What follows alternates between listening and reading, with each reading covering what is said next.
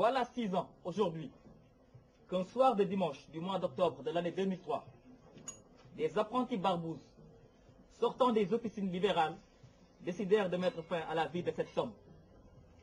Quel était son tort? D'avoir, avec lucidité,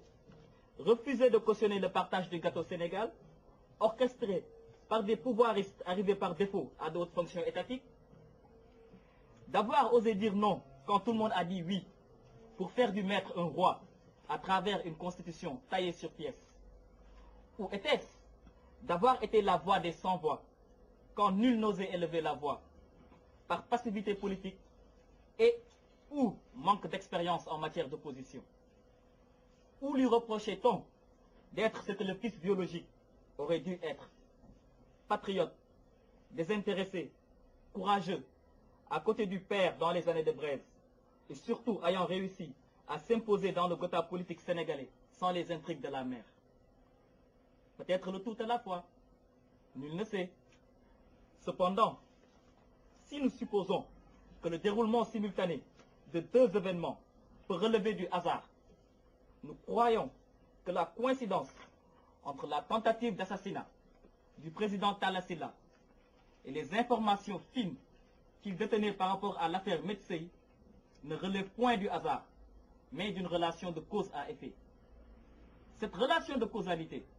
avec forte corrélation, nous suggère aujourd'hui de croire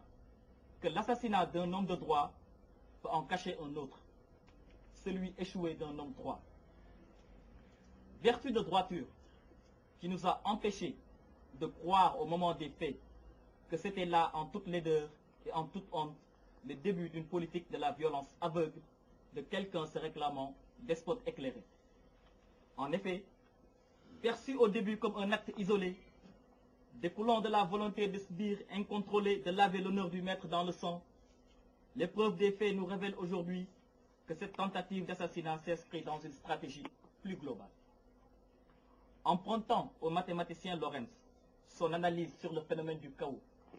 et stipulant que des actions qui à l'origine pouvaient sembler isolées ou désordonnées pouvaient se révéler in fine découlant d'une stratégie globale et déboucher sur un ordre strict et précis, il est avéré que cette tentative d'assassinat sur le président de l'Alliance Diop-Dieu a été le prémisse d'une suite d'affaires politico-judiciaires répondant à une vision précise. En effet, leur origine unidirectionnelle, leur cadence métronomique et leur suivi judiciaire révèlent que les pressions financières exercées sur les hommes d'affaires supposés peu coopérants, les convocations systématiques des personnalités de la société civile à la DIC, les destructions passées et plus récentes des appareils de travail, des professionnels de la presse, ainsi que toutes les décisions d'impunité judiciaire sont autant de phases d'un projet bien défini et dont le but est double. Détourner d'abord les Sénégalais des véritables défis du développement auxquels le pays doit faire face et que le régime libéral se sait incapable et incompétent à relever par une politique spectacle de très mauvais goût à base de scandales et d'affaires. Instaurer ensuite une culture d'impunité et de terreur, seul gage de pérennisation d'un régime qui compte sur le forcing des fraudes électroniques et le forceps d'élection à un tour pour continuer son œuvre de destruction de l'unité nationale et de prévarication des deniers publics. Qu'il soit clair cependant, dans l'esprit médiéval de certains, que les honneurs du peuple sénégalais vont vers leur illustre fils Talla Sylla, qui, en dépit des contraintes liées à cet événement tragique, continue de remplir sa mission avec toute la constance, l'intelligence et le courage qu'on lui reconnaît. De même, classer sans suite le dossier de cette tentative d'assassinat ou jouer sur la carte de la lassitude par l'effet temps ne saurait suffire à soustraire les véritables coupables du seul jugement qui prime en démocratie, celui du peuple souverain. L'histoire, celle qui s'écrit au panthéon des peuples et des nations, lorsqu'elle rendra son verdict sous l'audience des générations contemporaines et futures, le fera en redorant le blason de la justice. Car en dépit des non-lieux, des lois d'amnistie ou autres lois d'exception, le devoir mémoriel des dignes fils de ce pays empêchera les auteurs, acteurs ou commanditaires de ce crime,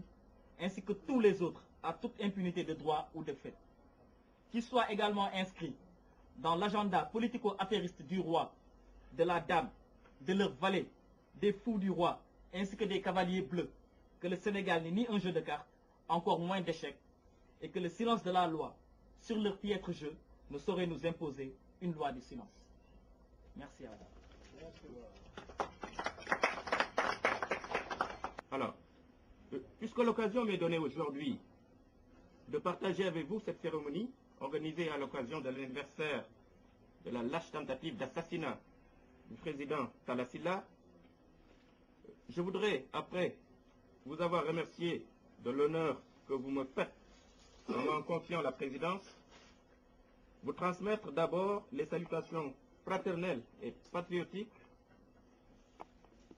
de nos militants restés au pays et qui, à l'instar de ceux de la diaspora que vous êtes, eh bien, mènent le combat nuit et jour pour la réhabilitation de notre pays. Avec votre permission, comme je l'ai dit donc à l'entame de mon propos, je voudrais, en introduisant cette conférence, et après avoir remercié les différents orateurs, Barézy, Pabla, etc., je voudrais donc inviter à la réflexion sur un sujet galvaudé, certes, mais non encore épuisé. Et comme je l'ai dit tout à l'heure, il s'agit donc de l'état de notre État. C'est une introduction encore une fois, donc évidemment, les membres présents ici pourront enrichir notre réflexion. En effet, il suffit de s'interroger sur le commun dénominateur qui réunit ici à Paris les participants à cette conférence pour s'apercevoir que ce qu'ils ont en commun au fond, ce n'est pas forcément une même appartenance partisane, je viens de le dire, mais le fait qu'ils se rattachent d'une manière ou d'une autre à un groupe humain qui a souffert et qui souffre encore de la gouvernance libérale depuis l'an 2000, gouvernance, vous en doutez, marquée par la violence d'État. En effet, est-il besoin de rappeler que dans une société, comme le dit l'auteur, que la violence donc de tous contre un risquerait de détruire, que la fonction de l'État dans cette société-là est de limiter et de canaliser cette violence et non point de la produire. L'État doit canaliser car, bien que détenteur du monopole de la violence légitime, selon le mot de Weber, sa propre violence doit être strictement encadrée par des textes et des lois et ne peut en aucun cas être discrétionnaire, voire ténébreuse, comme ce fut le cas lors de l'agression. Alors, c'est à cette condition et à celle-là seulement que la population reconnaît à l'État le droit de punir un criminel et non point de le couver, comme c'est souvent le cas chez nous, de lever des impôts ou d'interdire des manifestations. Or, qu'en est-il dans notre pays, le Sénégal? Comme naguère, Rousseau dénonçait le scandale d'une société fondée sur l'inégalité, avec la même clarté et un bonheur de discours que seul peut inspirer la passion du juste, eh bien, Talla Sylla et les Djefdjel prennent leur distance par rapport au régime libéral dès le lendemain de la victoire historique du 22 mars, il faut le rappeler. Ils se sont érigés en sentinelles de l'alternance. Ce n'était pas un choix facile. Mais l'impératif d'opposer l'espoir à la détresse afin de préserver les générations présentes et de prémunir celles futures nous a conduit à toujours refuser les ordres lorsqu'ils étaient manifestement illégaux. Car nous avons compris très tôt au Djefdjel que seul suffit l'inactivité des hommes de bien pour que le mal sévisse. Ces positions non négociables ont poussé des criminels politiques dans la nuit du 5 au 6 octobre 2003 à tenter d'éliminer lâchement le président du Djefdjel